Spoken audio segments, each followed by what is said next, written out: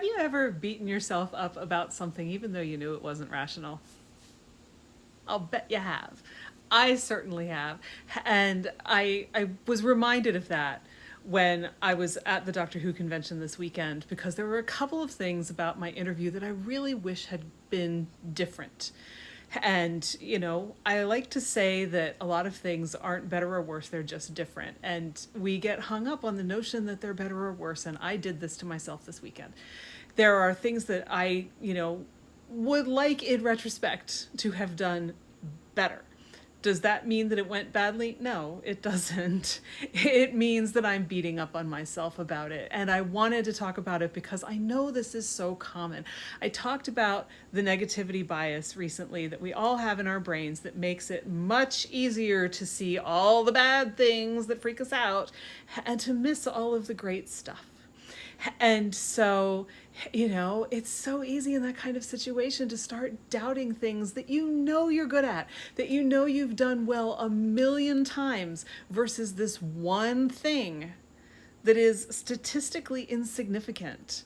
But the negativity bias gets in there and it jumps on any doubts or self-esteem stuff that we've got going on, and it starts making up all sorts of crappy stories. It will drive you crazy if you're not careful.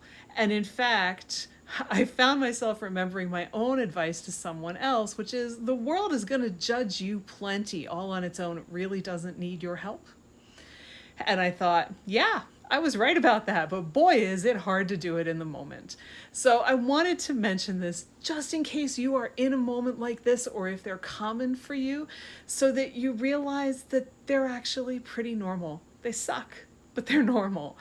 And so if you're telling yourself that having these kind of doubts makes you weird or means that there's something wrong with you, no, it just means that you're human.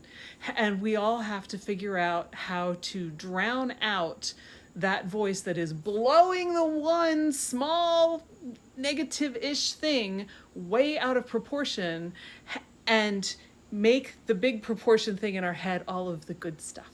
It's easier said than done. It takes some practice. That credit report that I've mentioned a couple of times, where you write down all the things you've accomplished, can help, but so can just reminding yourself that this is just your brain playing tricks on you, even if you don't believe it at first. So I hope that that's helpful. I'm Nancy. I help women reconnect with their lost creative spark so they can get unstuck and gain more energy as a result. So if that sounds good to you, like and follow.